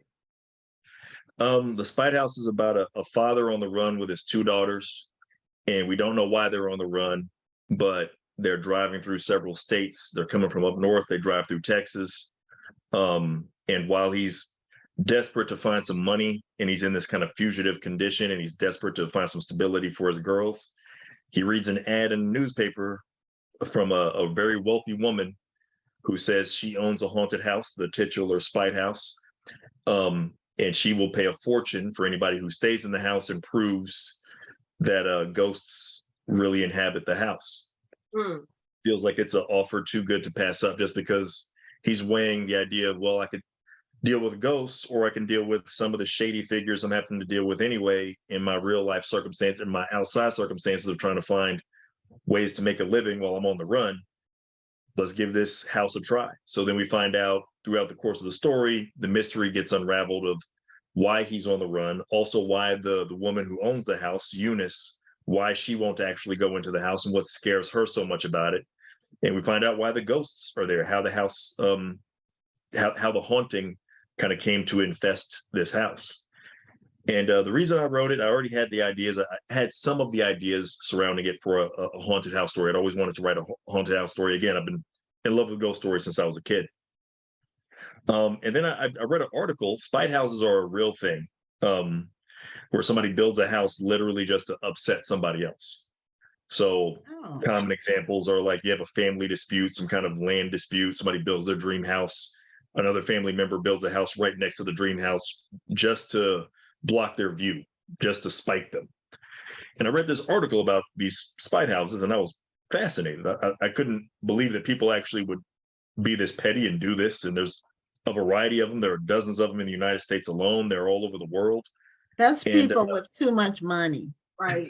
You know, some people have too much money to spend. They don't know what to do with it, and they do crazy stuff. But go ahead. Right. I mean, the money, the resources, the time. I mean, you got to be committed to that. So I was thinking about that. I was thinking of all those things.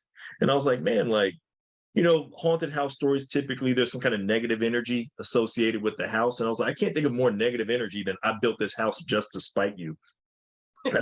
You're maximizing your negative energy. Seriously. So then I kind of went around asking people that I, you know, just randomly would meet at like a restaurant or anything, you know, the waiter, the hostess, whoever.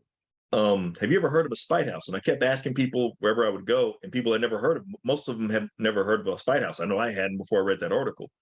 And so then I thought, well, I might be onto something here that is pretty unique and that a lot of people haven't heard of. And when you're trying to come up with a story to tell, if you can find, especially as a debut author, if you can find an angle that hasn't been kind of viewed before, you can find some territory that's a little bit unexplored. I was hoping that would give me a little bit of leverage as far as trying to get published and get seen. And sure enough, worked out for me. So that became a major impetus as to why I wrote this particular book. Amongst the other, I mean, I've got a bunch of different ideas that have been living in my head for a long time, but this one started to jump out at the front because it really felt like I might have something here that people haven't heard of before, and that might give me a little bit of an advantage when it comes to trying to get published. So did you go through a traditional publisher? Yes, yeah, I landed an agent, did phenomenal work, sent it out to publishers, got some offers, found the right publisher for us. So we're with Tor Nightfire, which is an imprint of Macmillan Publishing, and went that route. And so working on book 2, the second book for them, as a matter of fact, right now. So really just extraordinarily fortunate the way things panned out. Definitely exceeded what I expected to happen when I first even started submitting to agents, let alone kind of taking it to publishers and taking that approach. Yeah, that's what Rhonda told me. Not you, Rhonda, the other Rhonda. Have you met Rhonda Jackson Joseph Garcia? Rhonda. We were on, yeah, when we had the show. Oh, okay. But did you meet her at the festival? I met her at the festival as well. Oh, okay. Well, she said that she signed books with you, Johnny, we have a bookstore in Houston called Murder by the Book. And it's mysteries and things in those genres, mysteries, thrillers, suspense, horror. And so you all were together fairly recently at a book signing, and she was just telling me how you were just kind of still marveling at how things worked out so well for you with this first book. And so, you know, getting a publisher, pretty, you know, getting a book deal is not always, it's difficult a lot of times. Some people work for years before they get one. Then some people get kind of lucky if they have the right idea. And this is not a genre where you have a lot of Black authors. So a lot of times publishers, they tend to do what they've done before, especially when it comes to Black people.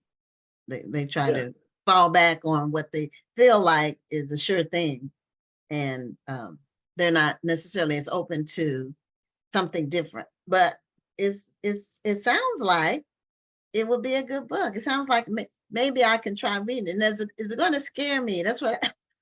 Am I going to be concerned and have to get my husband to you know, I would say the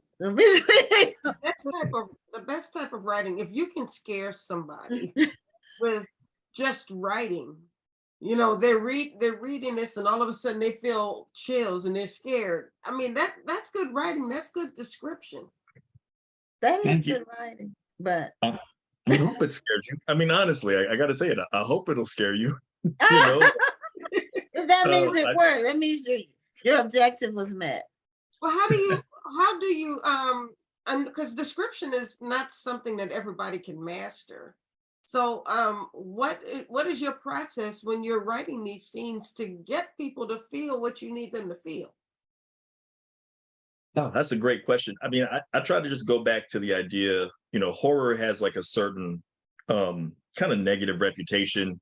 You know, kind of like you mentioned, Gwen, a lot of times people immediately gravitate toward the idea of it's blood and guts and whatnot. And I read and watch a lot of crazy stuff, so I'm not here to knock anybody's taste on what it is, because there's a lot of different styles out there, reading or writing. But for me, I keep going back to the idea of the fear, horror and fear are emotional responses. And so I want to tie into the emotion of it more so than just literally describing somebody, you know, something happened physically to them. I want you to really kind of feel the impact of why this should scare you on a deeper, more emotional level. And I just think back to, I always try to just remember how I felt, like I said, the things that got me into it as a kid, and it was that sensation. And I always try to give people that sensation that I still get sometimes when I have a nightmare, or if I'm watching, you know, a certain movie or reading a certain book, where I try to make you anticipate the fear more than even kind of wallowing in the moment of the fear itself, so to speak. There's always that moment in a movie, you know, it's kind of the don't go in there moment.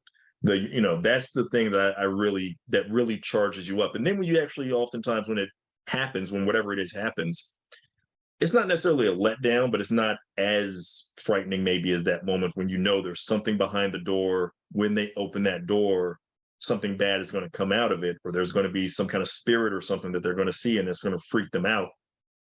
So I try to emphasize those kind of moments, that sense of dread. You know, it's the idea, you know, I was the kind of kid, I used to always think about it. My grandmother, RIP, you know, she liked the phrase that I think a lot of folks would use: if you were looking for something, you can't find it, then it turns out it was right in front of you the whole time.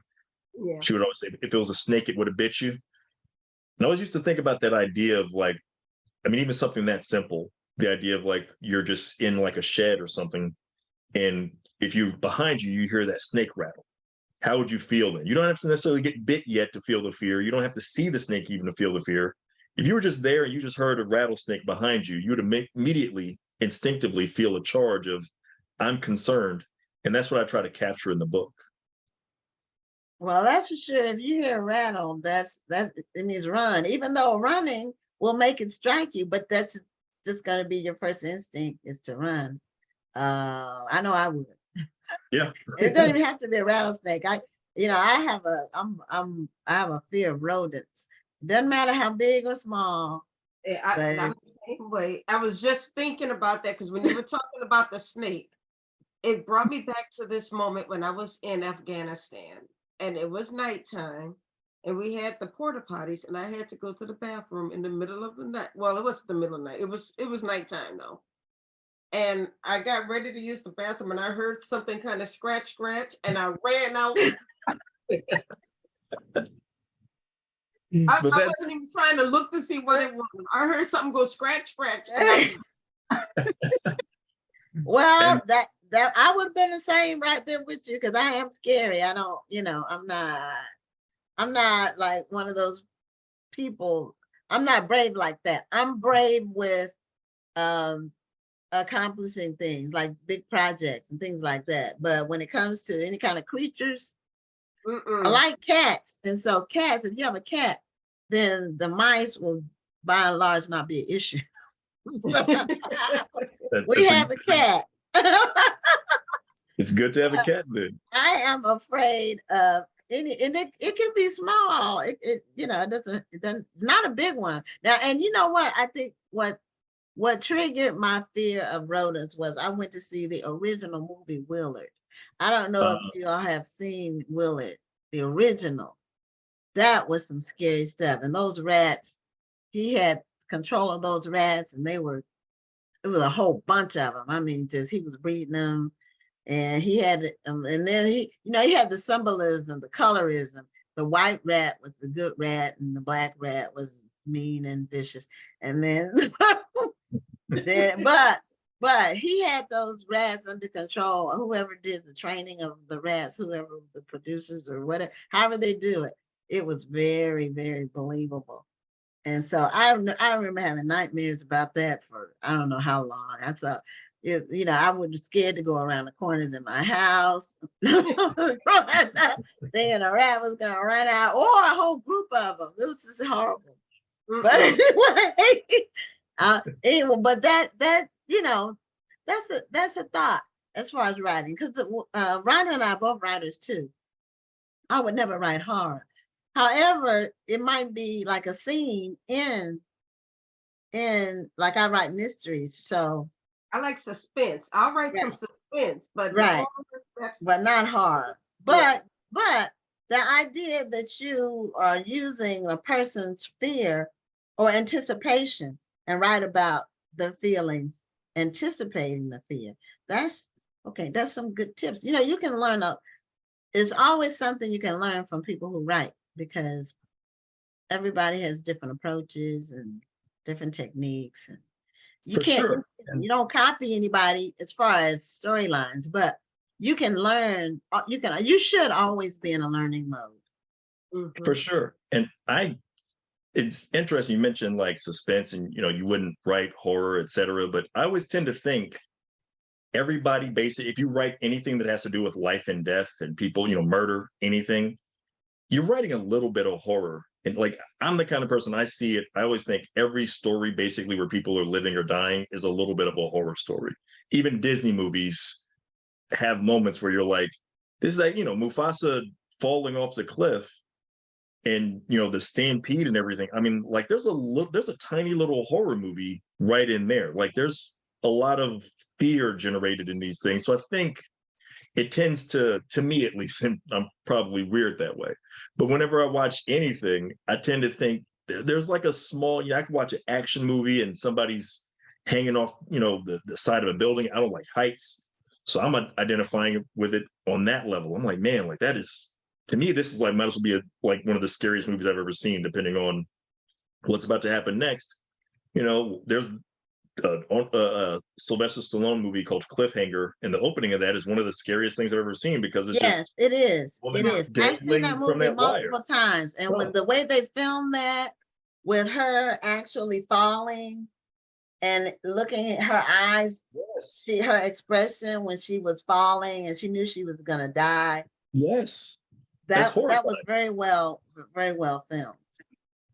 Absolutely, and so that's what I think of too when I write horror. I think, everybody's got different levels of what they can tolerate, but most of us have probably seen something, even if it's not in a horror movie, or read it, even if it's not in a horror book, that makes you think, man, this will be terrifying if I actually lived through that. And just getting you to identify with that, I just happen to write an entire book about it instead of just one scene here or there. But I think a lot of people get a lot of practice with doing that in different, other genres. I think the closest I came to writing horror was in my anthology that I released last year. My short story was about a woman who was buried alive. And yes, that is like my biggest fear, is being buried alive. And so the whole scene, the whole second half of the story was about what was going through her mind when she realized she had been buried alive. Well, I used to operate a podcast, and I'd love to revisit it, but I just don't have the time or resources right now. But it was devoted basically to horror fiction and fear. And I have an entire episode devoted to like people being buried alive and why we're afraid of that and how deep that fear goes way back to, old times. People would put into their caskets, people were so scared of it, they put into their caskets like an emergency bell that Yeah. could ring, Yeah. just in case if I wake up in a casket and you guys buried me when I'm not really dead, I can at least pull this string and it'll ring a bell and somebody can come get me out of here. That is a legitimate horror story topic. So absolutely, you've explored that. I think a lot of people, again, like in different genres, even you're telling little horror stories here and there. Now, I share your fear of heights. See, so I got two of them, two phobias. And what triggered my phobia of heights was I was in Atlanta years ago. There's a hotel, I guess it's still there, that has like 100-story glass elevator that goes down the side. And for some reason, and I don't know what led me to do it, I got in the elevator by myself. I was on a trip with my church. I think that somehow I was separated from my friends. Or I don't know. I got going down. I started at the top and I got in the elevator going down. And I had an anxiety attack like you wouldn't believe. I think I was 19 or 18, somewhere like that. And ever since then, that was a horrible thing. I was on the floor in the elevator. I was in there by myself all the way down. It never stopped. And it's like the gravity is like you can't like your feet aren't on the ground, even though they are in the elevator, but it's like woo. So I now I don't have a problem with airplanes. I always get a window seat. Well, that's I do that so too. high up that Yeah, but know. I get the window seat because I don't like flying at all. I don't like any but I get the window seat specifically so I can make sure the window's shut. And then I just I can psych myself out into pretending like, okay, if I don't look outside, I can pretend like we're just somehow not really high. Because if I start thinking about how high we are in the sky and how fast we're going, it's not gonna go well for me mentally. Yeah, if you think about flying, you're really the only thing separating you from damnation is your two engines or however many it is and the pilot. That's really, I mean, I don't even think like that. I want the window seat so I don't have to keep getting up every time the guy has the guy next to me use the bathroom. See, I like to look down to see the ground in an airplane. I like to see the ground in an airplane. And I do not enjoy that at all. Down to the ground. I like to see that. Now I don't like it when it's like cloudy and you can't see outside at all. Like when you're going through clouds and it's, and you can't see, like if it's, if it's inclement weather and you can't see anything. I don't like that. But I always get a window seat anyway. So well, Donnie, your book sounds like it would be an amazing read. How's the reception been for it? So far, everything that I've heard about it, very positive. I try to stay away from any kind of in-depth reviews or anything like that. Just the way my brain works, positive or negative. I'm too much of a sponge. So even I was already realizing, even if I read something positive, somebody has to say, I'll start thinking, is this what I need to do and especially I'm a debut author, I'm still trying to build my confidence. I'll wonder, is this what I need to do? Do I need to scrap the new story that I'm trying to write and do this over again because this is what people are receptive to? Like, so I just okay, you're second guessing keep in mind one thing. Exactly. I'm talking into the microphone. Haters gonna hate. Yeah. Everybody who gives you a bad review disliked your book. There are just going to be some people out there who are going to be trolls. Yeah. That's the truth too. Have confidence in your writing, have confidence in your talent. And if you do get a bad review, read it and take it for what it's worth, because sometimes bad reviews have good advice in them. So I try to learn from those. I've not had a lot of bad reviews, thank God for that. But if I've seen something that may not be a 5-star, I always try to find the truth in what was said and then make myself better the next time. But if you try to do that with every bad review you get, you're gonna drive yourself crazy because haters gonna hate. That's the truth. Yes. And that's good advice for us to end with, because we're 1 minute from closing time. So the Spite House, show us the cover again, and it's available everywhere books are sold. I'm gonna buy it. Me too. I'm Thank you. gonna get it. And if I read it, I'm gonna email you and tell you. I have a lot of to be read books, but that's one of them that I think I would like. I hope you like it. I hope it doesn't scare you too much, but I do hope it scares you at least a little bit. At least a little bit. Okay, well, thank you so much. And you have a great evening, and congratulations on your book. Thank you for tuning in, and join us next Tuesday at 7 p.m. Central, 8 p.m. Eastern for another edition of Black Authors Matter TV. So that's the end of our show. I want to remind everybody to vote for the Black Authors Matter TV Award. The last day to vote is Friday. Go to blackauthorsmattertv.com to cast your vote. And we're going to say good night. I'm Gwen Richardson signing off. And I'm Dr. Rhonda Lawson. Have a wonderful evening and a great week.